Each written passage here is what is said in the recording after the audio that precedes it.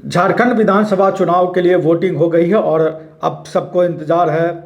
23 तारीख को। 23 नवंबर को वोटों की गिनती होनी है। उस दिन पता चलेगा कि झारखंड में किसकी सरकार है या किसकी सरकार बनेगी। इसको लेकर पर्दा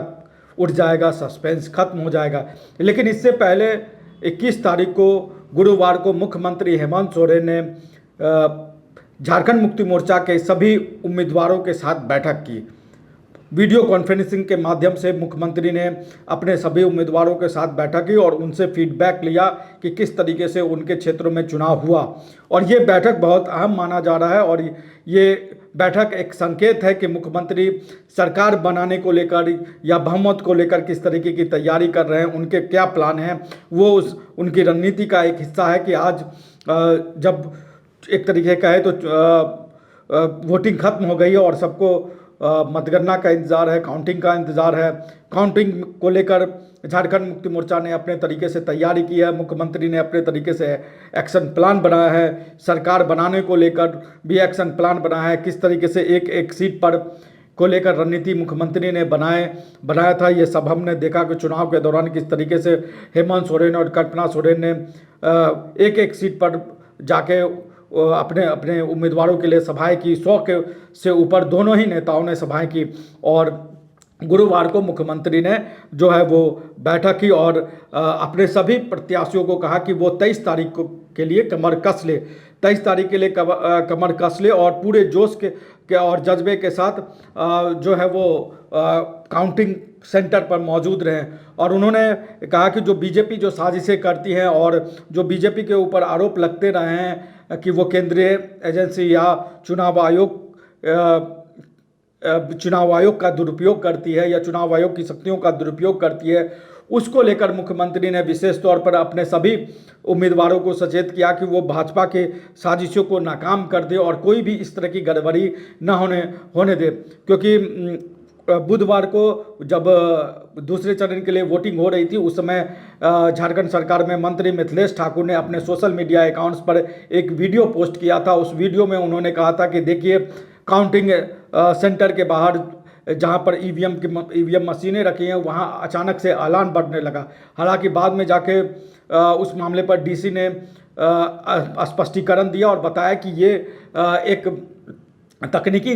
खराबी की वजह से इस तरह का मामला आया था। लेकिन इसको लेकर, इस तरह के चीज़ों को लेकर, ईवीएम सेंटर को लेकर, जहां स्ट्रांग रूम में जहां पर ईवीएम मशीन रखी गई हैं, उनको लेकर तमाम तरह के धांधलियों का आरोप हमेशा बीजेपी के ऊपर लगता रहा है। खासतौर पे जहां बीजेपी की जीत होती है उसको लेकर विपक्ष की तरफ से इस तरह के आरोप हमेशा से लगते रहे और ईवीएम को लेकर हमेशा एक संदेह की स्थिति बनी रहती है। लोकसभा चुनाव के दौरान हमने देखा कि किस तरीके से उत्तर प्रदेश में समाजवादी पार्टी के जो उम्मीदवार थे या उनके समर्थक थे, वो वोटिंग स्टेशन से लेके स्ट्रांग रूम तक उन्होंने ईवीएम मशीनों को एक तरह से कहते हो पहरेदारी की और ईवीएम सेंटर के बाहर भी जहाँ स्ट्रांग रूम के बाहर भी वो लगातार जमे हुए थे और एक तरह से कहे तो वहाँ धरना दे दिया था जब तक कि वोटिंग खत्म नहीं हो गई। तो मुख्यमंत्री ने अपने सभी उम्मीदवारों को, अपने समर्थकों को एक तरीके से निर्देश दिया है कि वो स्ट्रांग रूम के बाहर मतगणना के दौरान पूरे सचेत रहे, पूरी सतर्कता के साथ, और जब तक एक राउंड की वोटिंग खत्म ना हो जाए तब जब तक पूरे मतलब जितने भी राउंड होंगे वो सब राउंड की मतगणना खत्म ना हो जाए तब तक वो ईवीएम सेंटर को ना छोड़े। तो ये बड़ी हिदायत दी गई है और माना यह जा रहा है कि चूँकि इस बार का चुनाव झारखंड के लिहाज से बहुत अहम है और एक अनुमान है कि बहुत ही कांटे का मुकाबला है। खास तौर पे 1 दर्जन सीट पर बताया जा रहा है कि इंडिया अलायंस और एनडीए के बीच बहुत ही कांटे का मुकाबला है। तो उसको देखकर एक एक सीट को पुख्ता करने के लिए या एक एक सीट की रक्षा करने के लिए हेमंत सोरेन ने अपने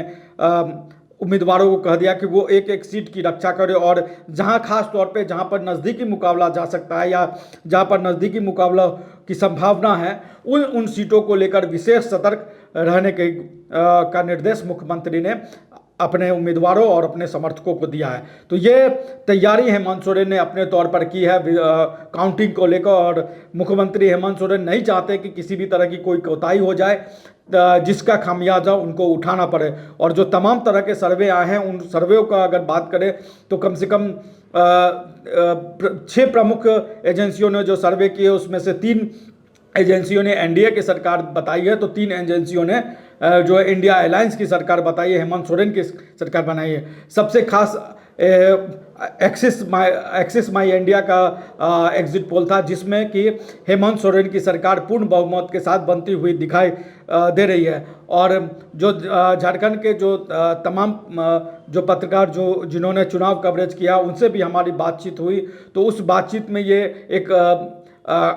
अंदेशा जताया जा रहा है या एक अनुमान लगाया जा रहा है कि झारखंड में पहली बार ऐसा होगा कि कोई सरकार है वो सत्ता में वापसी करेगी, यानी हेमंत सरकार दोबारा वापस आ सकती है, इसकी पूरी गुंजाइश है। तो इन्हीं सब चीज़ों का आकलन करने के बाद हेमंत सोरेन ने अपने तमाम उम्मीदवारों को सचेत कर दिया कि वो स्ट्रॉन्ग रूम के बाहर अपनी पूरी सतर्कता के साथ जुटे रहें और आखिरी दम तक सेंटर ना छोड़े। तो झारखंड के तमाम अपडेट्स के साथ, राजनीतिक खबरों के साथ विशेष तौर पर हम आपके पास यूं ही आते रहेंगे। आप हमारे चैनल को लाइक करिए, सब्सक्राइब करिए, कमेंट जरूर करिए और कमेंट पर बताइए कि आपको क्या लगता है कि झारखंड में हेमंत सोरेन की सरकार वापस आ रही है या फिर बीजेपी के नेतृत्व में एनडीए की सरकार बनेगी। नमस्कार, जोहार।